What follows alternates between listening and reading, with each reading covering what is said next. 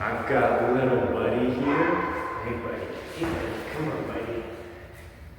And we are going to be working on impulse control, or basically the wait command, which is where I need him to hang out and not go do whatever he wants, whether that's chasing squirrels or running after a chicken, or if you happen to drop a bit of food and he wants to go scarf it up off the floor.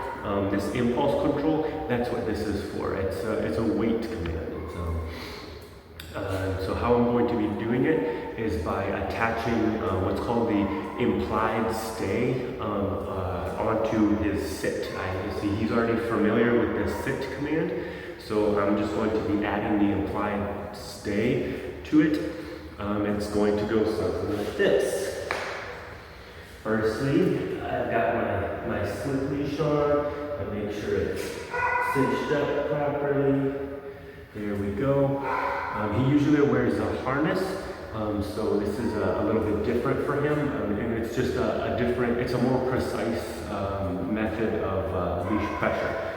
He's a little guy, so it's important to remember, just with all dogs, but especially with him because he's smaller. I'm not wrapping this around my arm to pull. It's not a tug of war. I'm just barely holding it, 2 fingers, just like this, and I have quite a bit of power steering with just those fingers. So he's a little bit shaky with it because he's not quite used to it. Hey buddy, he's a sweet boy. He sure is a really sweet boy. Yeah, there you go, good boys. But yeah, so I'm being very gentle and I'm working with him as an individual. There we go. Just getting him used to that little bit of leash pressure. The second thing that's going to help is going from end of leash, which gives him all of this leeway and all of the ability to make all sorts of choices. He can go here, there, or basically wherever, as long as he's got all this leash pressure. But when I'm all this extra leash, I'm going to cinch my hand up to where he's barely got any, and now he is in the position that I want him to be in. So I've taken away the possibility to go willy-nilly wherever he wants, and now I'm just going to gently walk with him.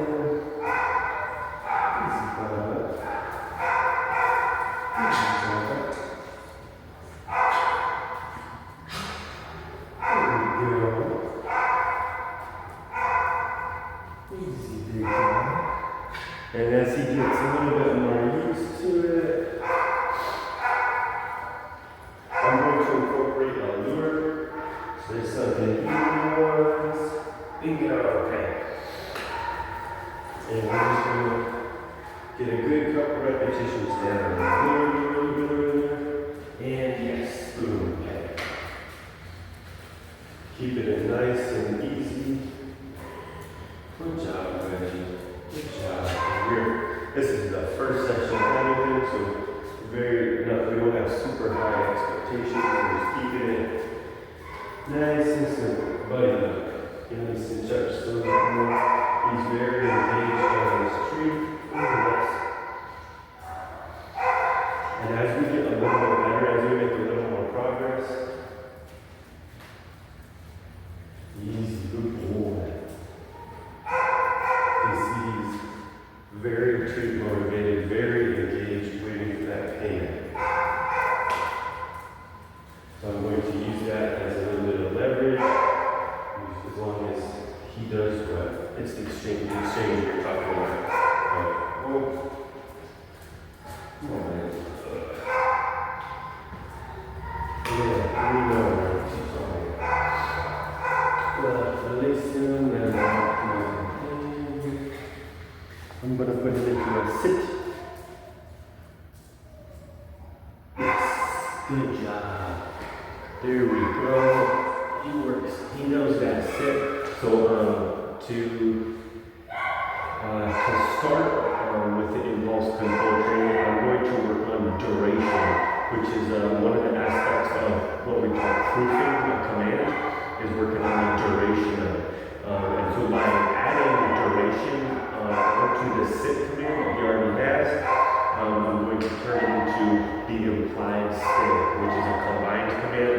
sit and a stay together.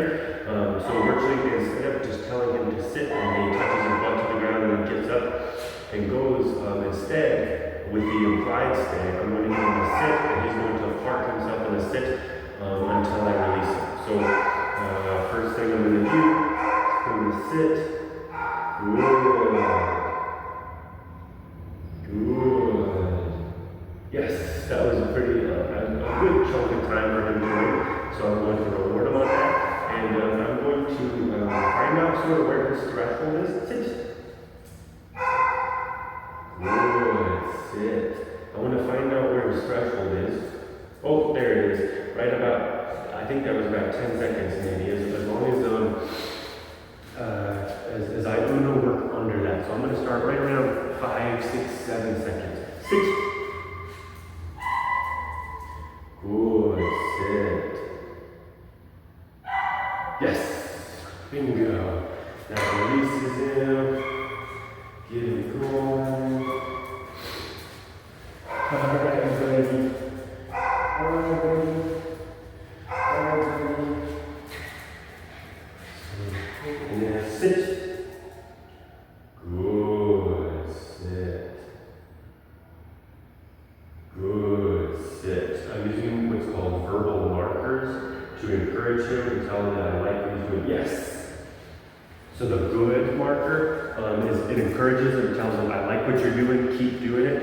And then the yes marker equals payment and release. Very good. Sit. No, sit. Good. Good sit.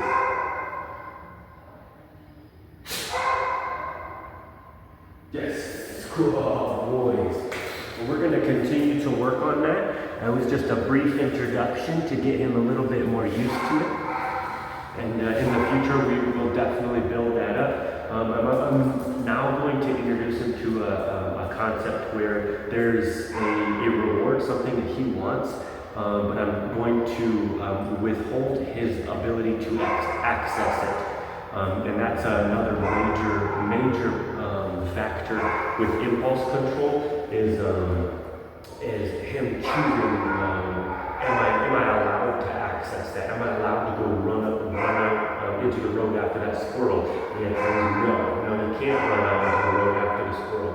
Or if I happen to accidentally drop some food from the dinner table that may be toxic for him and I don't want him to eat it, he doesn't know any better. And so the answer to that one also no, he's not allowed to access that. So I'm going to work with him on his discernment on is he allowed to access something, and then I want him to be able to engage with me and look to me for guidance instead of either bolting out into the road after the squirrel or diving at that piece of food that he may not be able to have. Okay, so for this one, I'm going to put treats just out of his reach. I want him to be able to see them. I want him to know that they're there. There's a couple of them on the ground right there. He's pulling a little bit. I'm going to go ahead and put some more to make it even more difficult of a test. So he really wants those. You can see he's pulling towards them. Go for it. Sit. Yes. He's a little bit confused, but he figured it out. All right, good boys. And sit. Yes, good boys. Good boys. There we see, basically what I'm doing is, like I said, I'm putting what he wants in front of him, but holding him with the leash so that he's not able to just go dive down and snatch it all up. And so that encourages him. He has to, it kind of, it puts him to where he's got to look to me for guidance because he can't go anywhere because I've got him on the leash. And then he can't, he can't access what he wants until I get what I want, which is him chilling out. and parking him in that sit like what we did. So it's an exchange. Wanted behavior equals to wanted reward. So he wants to go dive in at the treats I'm leaving on the floor, but I'm withholding that from him until I give him that yes, which allows him to go dive in and grab them. So one more time. And this one I'm going to do just a little bit differently, where instead I'm going to put, actually, you know what, I don't want to get ahead of myself. I'm just going to keep it simple and keep doing what we were doing. So I've got my treats that he really wants. I'm putting them directly in the eyesight. He's pulling towards them, he wants them. Sit. Sit. No. Yes. There you go. There we go. And sit. No. Yes. It's a little bit of a game. I like to do play-based training because it keeps them happy, engaged, and excited. So this is a game for sure, and he loves playing it, and he wins every time. As long as he does the wanted behavior, then he wins the game. So it's a win-win. I get the wanted behavior, I get what I want, and then he gets the wanted reward. He gets what he wants. Sit. Yes. There we go. Buddy did an excellent job. Once again, we're just introducing concepts, so everything's a little bit rough, a little bit shaky, but we'll consider this the rough draft. With a little bit of repetition and consistency, we'll definitely be able to make a ton of progress.